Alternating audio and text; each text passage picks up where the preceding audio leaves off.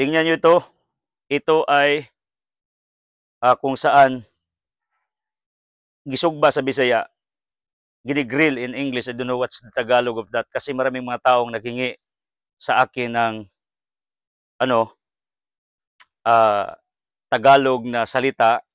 Sabi nila, brother, if possible, you can speak Tagalog para maintindihan namin kasi marami akong followers na mga hindi nakaintindi ng Bisaya. They can only intindi Tagalog or English. At saka, yung Pasko nyo, alam ko, napakasaya.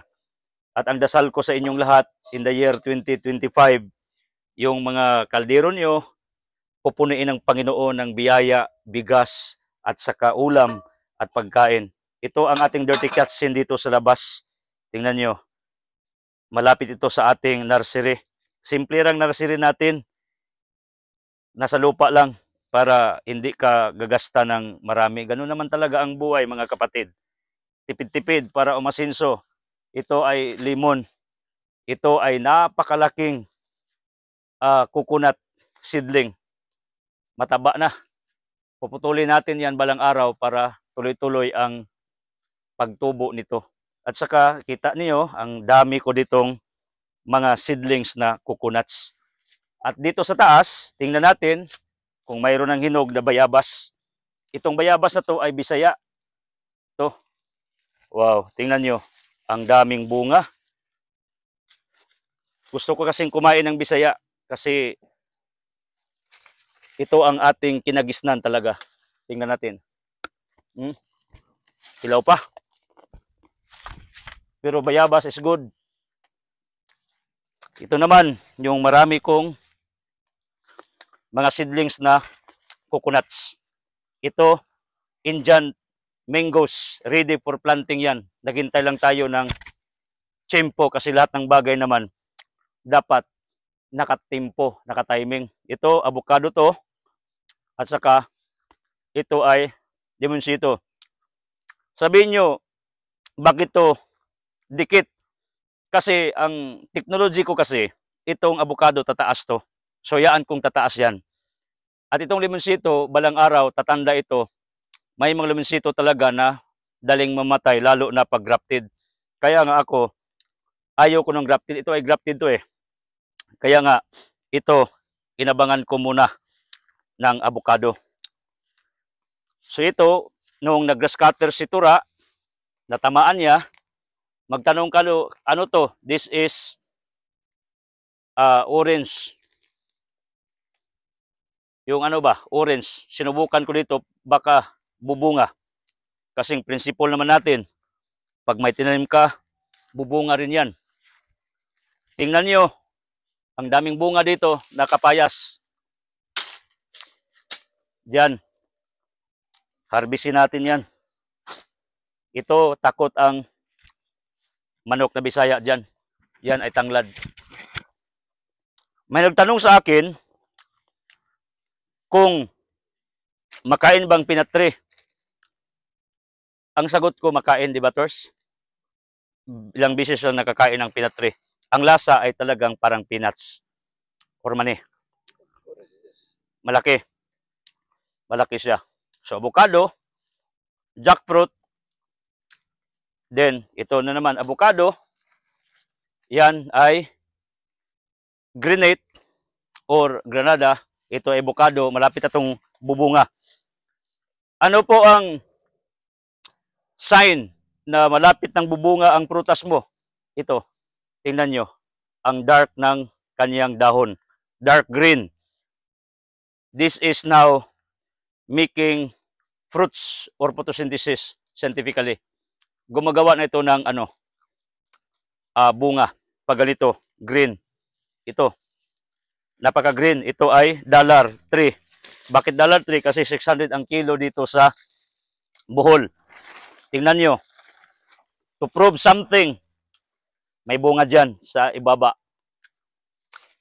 We are maximizing the space. Ito, $1 to eh. Tingnan nyo, $1. Ito, cancer killer. Namumunga rin yan.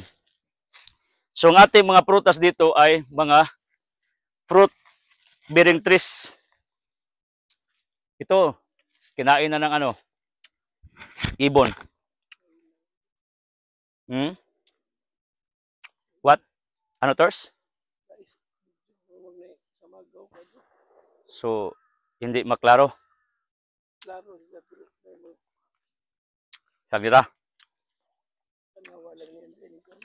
Tingnan nyo itong ano, kapaligiran ko dito. Tinuturo ko kaso kayo. Kasi ang sarap. Ito, nasira. Hindi ito na-sprayan. This is atis. At pag itaas niyo yung paningin nyo, ang daming bunga ng buongon. Wow. Ang dami. Ito, pinya. Ito rin, although di ko talaga alam or kilala ano tong klaseng prutas, pero sa tingin ko, malapit nitong bubunga kasi dark green na. Yung nagbigay sa akin ng seedlings dito, sabi niya, ang worth niyan ay 400 per kilo nung nabili nila. Parang biri siya. So sino man nakakilala ng prutas nito, kindly comment doon sa comment sections para malaman natin kung ano talaga ang bunga. So dito lahat mayroon ng mga tanim.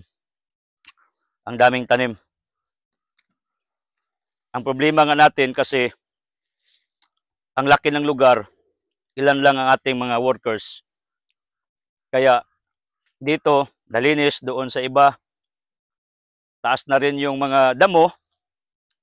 Pero the good news is, someone is giving me a grass cutter in the person of Peregrina and Rustico Galamiton of Hagda Bohol.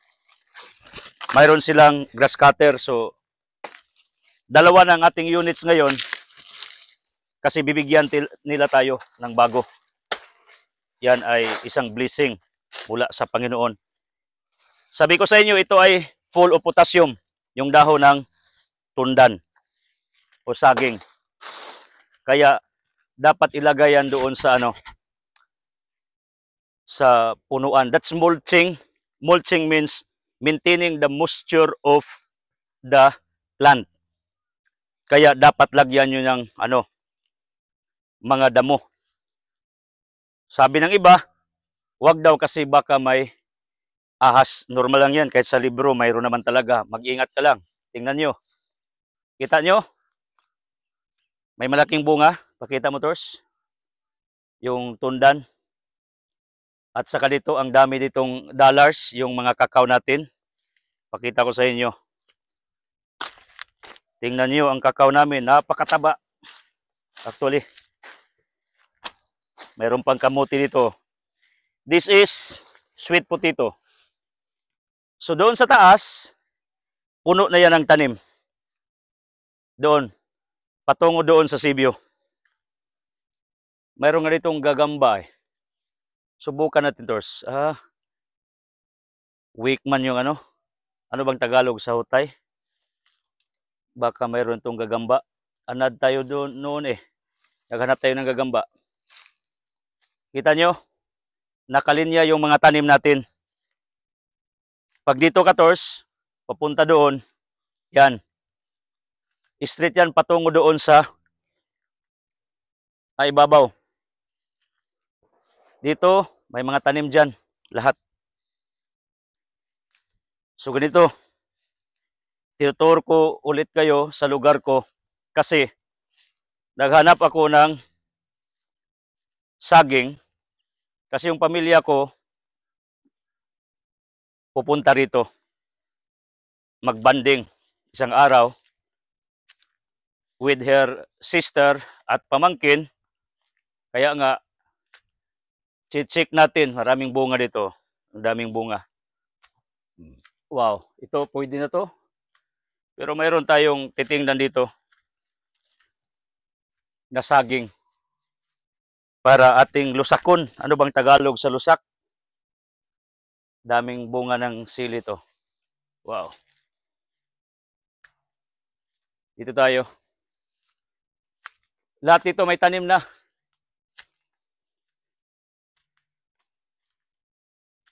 Sinusurvey natin kasi dito yung mga trabahante natin. ganito naman talagang buhay. Susubukan mo kung anong pwede. Hanapin mo kung anong pwede na mahanap mo. Kasi sabi ng Matthew chapter 7 verse 7, maghingi ka, pagbigyan ka ng Panginoon, kumatok ka at buksan ang iyong pintuan, maghanap ka at makikita mo. Yung ginagawa ko ngayon, naghanap ako ng saging para sa lilusak, ay isang pakipagsapalaran, in other word, kasi check nga natin, hindi ko naman alam pag mayroon talagang bunga ditong pwede na. Pero alam kong mayroon. Yan ang tawag na paniniwala talaga. Yung naniwala kang mayroon. Yan ang gusto ko sa isip niyo in the year 2025. Maniwala kayo na kung ang Panginoon ay nakisama sa inyo last few years sa taong ito, 2024, ang Panginoon rin ay sasama sa inyo in the next year, 2025. Ito ay durian. Malaki na. Anong variety ng durian natin? Puyat, usually. Liso yan. So, dito tayo kasi may nakita akong isang buwig. I don't know if this is exact term sa Tagalog. Yan. Kunin natin to kasi dapat naman kunti lang yung mga asaha sa Bisaya namin. Hindi naman madali magtagalog, I ask apology, pero I am trying my very best for the purpose na maintindihan nyo ang aking ibig sabihin. So, dapat pag magtiba ka ng saging, I don't know if it's exactly, if we will cut this, dapat hindi dito sa baba kasi babagsak yan, masira. Pero, ang hirap nga, susubukan natin. Tingnan nyo. Ganito na lang. Pag masira, wala talaga tayong magawa. Pero okay lang. Kasi, makain naman yan eh. Wow! Ang hirap magharap ng pira. Talaga. Dito tayo. Sana yun.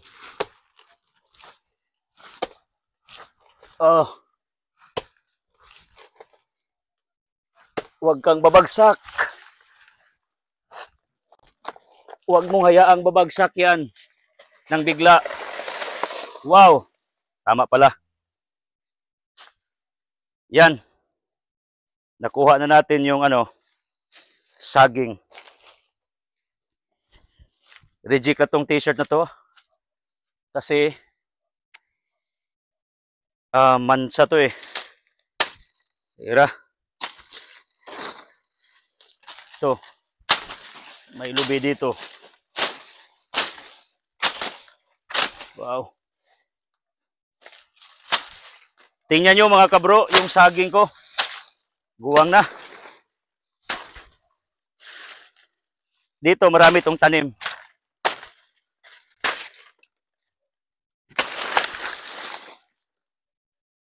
Lumundag. Tinitira ito ng ilaga. Dapat kasi putulin to eh. Yan.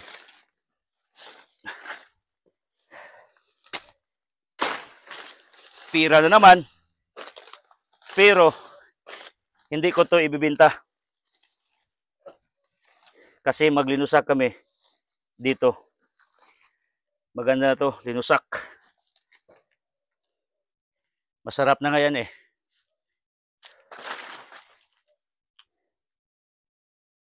So, may nakuha tayo. Yung pakibabaka natin, yung pakipagsapalaran natin ngayon, ay natupad kasi mayroon ako nakuhang bunga. This place is on the way. Kasi doon sa likuran, more than a hectare, itatanim ko yung marami kong Indian mangoes yung pinakita ko sa inyo. Maraming lubi dito. Pero doon wala pang tanim talaga. So looking forward to plant more. Yan ang aking dasal, yan ang aking pangarap sa taong 2025. Kasi ang teknik kasi para matupad mo yung mga pangarap mo, huwag mong biglain. Tulad ng pagtiba ng saging, the way you cut the banana, do not rush it. Do it gradually. Kasi may kasabihan, what is abrupt is gone easily. Pero yung dandahan, yung gradual ay lasting. Kaya nga, solid foundation takes time. Taong laging nagmamadali ay nagkakamali. Diyan talaga nagsimula kung bakit maraming mga taong nagtagumpay sa buhay. Kasi hindi sila padalos-dalos nang sila'y nagdesisyon sa buhay. Yan, kita nyo naman, dandahan dapat pag bumagsak yung saging. Kasi pag bigla, masisira ito. Mahirapan ka sa pagdala. Lalo na kung wala ka namang sako. So ganyan lang ang mensahe ko sa inyo. Dandahan lang. Kibali, do it step by step. One at a time. Yan ang teknik ko sa buhay. When I started here, I planted only few. Ilan lang. Pero ngayon, I planted thousands of coconuts and fruit trees here. Kita nyo naman. Ito, karlan. Maraming karlan dito. Ito, rambutan. May rambutan dito. Basta may usok, mayroon yang tanim. So, kita nyo ditong sa likuran natin, ang daming tanim. Mga coconuts. Mayroon na akong naranasan sa agriculture principle, makinig kayo. Kahit yung lubi, magkatabi dalawa. Tanungin mo yung nagtanim yung mga agriculturists. Sabi nila, pag dalawa ang namumunga sa ginawa nila, they will allow it to grow taller. Pero pag isa lang namunga, yung isa hindi, puputulin yung isa. Yan rin ang technology kong ginagamit rito. So, yung iba, pag bubunga to, then, okay. Pero pag hindi talaga namumunga, we can do the cutting if it is necessary talaga para yung ibang namumunga ay hindi apektado. Yan ang technology na ginamit ng iba. Kaya nga, depende yan sa technique mo at technology. Maraming ang agriculturists at saka mga farmer teachers na nag-message sa akin, sabi nila, brother, I appreciate what have you done. Kasi kitang-kita naman ang ebidensya na marami kang tanim. Ang iba lang nagbabasa akin na hindi nila alam kasi isang video lang natingnin nila or nakita nila, hindi nila nakita yung buong storya ba. Ganyan naman kayo. Pagpira at karne, laging kuhaan, in other word. Pero pag salita, laging dinagdagdagan.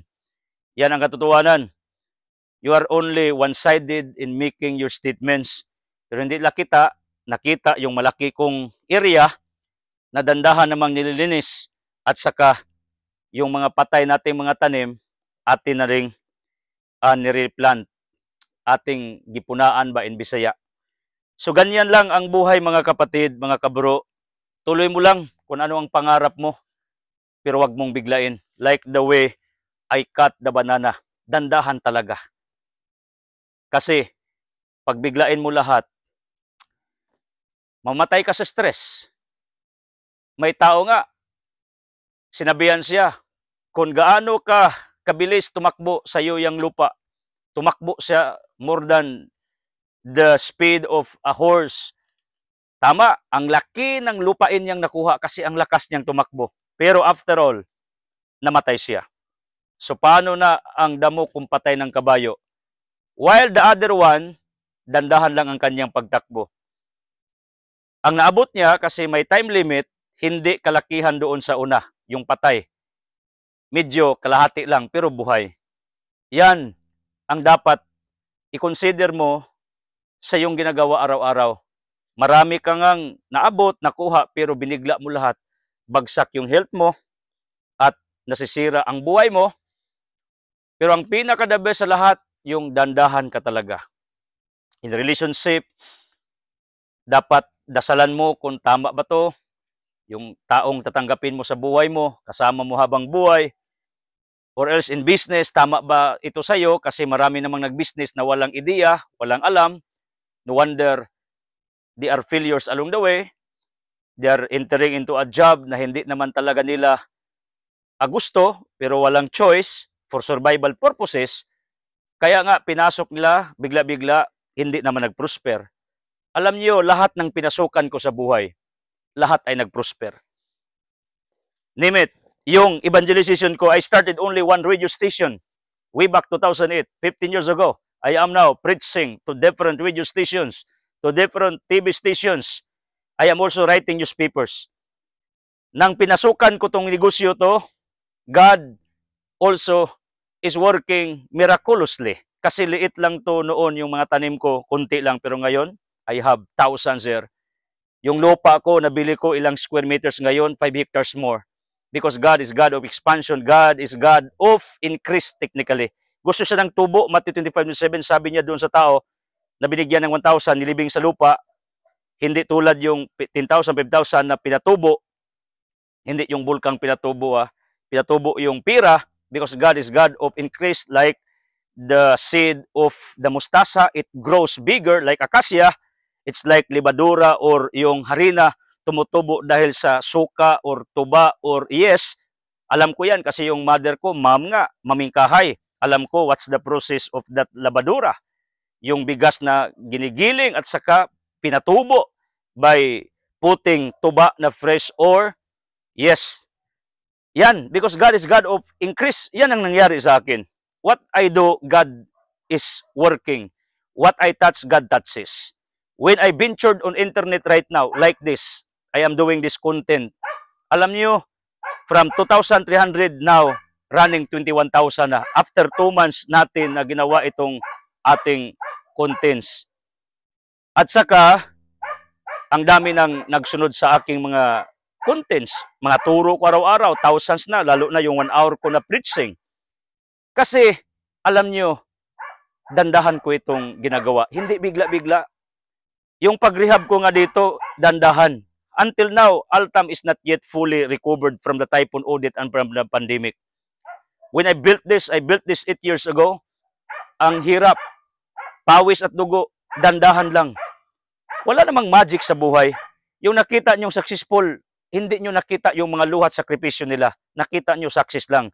Kaya nga, it is kalukuhan pag mainggit ka sa kanila. Mali yan, huwag ka mainggit. Studihan mo, bakit sila nagtagumpay sa buhay. Kasi minsan nakikita nila ang iyong tagumpay pero hindi nakikita ang inyong mga pains, yung mga luha niyo, sakripisyo niyo, pinagdaanan niyo. Yan ang buhay. Tuloy nyo lang mga kapatid. Yan ang gusto ko. The way I get this, when I got this, dandahan lang, hindi bigla-bigla. Huwag niyong biglain ang buhay. Yan ang tip ko sa inyo kung gusto kayo magtagumpay. Dandahan lang. Do it every day. Kasi lalaki naman yan, lalaki. Yung nag-iipon ka, like now, maraming mga tao, yung mga alkansiya, sabi nila, para sa akin, hindi yan alkansiya. Ang pinaka-exact term dyan, ginansya. Do you know what is ginansya? Meaning, if you save something, you are not alkansi. You are ginansya. Kibali, you are profiting something. Kaya nga, I told my friends about that. Yung naglagay ng piso-piso doon sa, kawayan, sabi ko, hindi yan alkansi. Hindi yan alkansi. Yan ay ginansya. Sabi nga, yung coconut, itong niyog, sabi na lugi. Lugi sa amin means lugi ba yung talo ka? Hindi naman yan totoong lugi kasi pag may niyog ka, pira yan, investment mo yan. Matagal nga kasi maghintay ka ng tamang panahon, bubunga yan. Then mag-harvest ka. Yung paglagay mo ng piso-piso, 5G sa kawayan or anong lalagyan mo, it takes time. Kasi yan ang savings, dandahan. Pero, alam nyo, ngayon, after a year, maraming mga taong nagpakita yan sa Facebook. Binibiak nila yung, alkansiya nila according to them, for me, it's ginansiya. Kasi savings yan eh. Alam nyo, hindi naman yung isang araw nilagyan. Araw-araw nilagyan, hindi lang isang araw. Ganyan talaga ang buhay. Dapat, it is a repeated routines. Gagawin at gagawin mo rin araw-araw kahit nabuburing ka na, in other words, kahit pagod ka na. But because you are convinced that this is the right thing to do, ginagawa, pinatuloy mo, tinatrabaho mo. Kasi when I made this farm like this, kasi ang daming tanim, kita nyo naman, naka-arrange yan lahat. Hindi pa nga tapos, hindi ito isang buwan. Hindi ito isang taon lang. Ginagawa ko to araw-araw, taon-taon. Walang araw na hindi kami nagtrabaho dito. Alam nyo ba, kahit Sunday, pag may guest dito, obligado yung mga trabahante ko nag-report sa akin dito. Kasi, pag mapabayaan to ng isang simana, yung mga damo, ay napakabilis tumangkad. Kawawa yung mga tanim ko. Tingnan nyo, side by side. Pag may usok, may tanim yan. Yon, jackfruit sa likod ng bananang ito. Balang araw itong bananang to, wala na dito ito. I-transfer ko to doon sa ibang lugar. Hinayaan ko muna kasi profitable naman. Mayroon tayong makuha. Kasi maraming lobby dito. So ganyan lang ang buhay. Just continue what you are believing. Pero wag mong biglain. Do it constantly. Do it step by step. Then, let God intervenes. Let God interferes. Like dyan to, kasal sa Kana. Yung tubig, it was turned into wine kasi nandun si Kristo kasama nila. So ano mang ginagawa mo, pagkasamang Panginoon, God will perform miraculously in quiet, in silence. Mamangha ka na lang kasi ang Panginoon naman ay God of surprises. Iyan ang aking dasal sa inyo in the year 2025, that you can experience a lot of surprise in your life. But as what I've said, cooperate, do your part. Paano? Huwag mong biglain lahat. Dandahan lang. Do it step by step. Do it in your own little way. Huwag mong subukang ikopya ang lahat ng nakita mo. Do it in your way. May kanta nga, my way. Yan ang katotohanan. Kasi iba-iba tayo ng technology, iba-iba tayo ng techniques, iba-iba tayo ng diskarte, iba-iba ang ating sitwasyon, iba-iba ang ating mga lupa, iba-iba ang ating mga tanim. Kaya nga walang exact na sabihin dapat ganito. Ang sa akin lang, if you notice, tinuturuan ko kayo ng mga principles. Kasi lahat naman nagsisimula lahat sa principles at sa idea. Pag mayroon kang idea, whatever you do, it becomes easier. Pero pag wala ka talagang alam, everything becomes harder, even how little or even how simple it is. Kasi lahat ng hirap, pag alam mo, madali lang. Maniwala kayo. At ito pa ang katotohanan. Everything you do, only at the start is the most difficult. Pero pag nasubukan mo, until it is done, dyan, malaman mo na kaya mo pala when you tried yung sinubukan mo na. Pagpalain ka. Happy New Year. Okay? God bless you.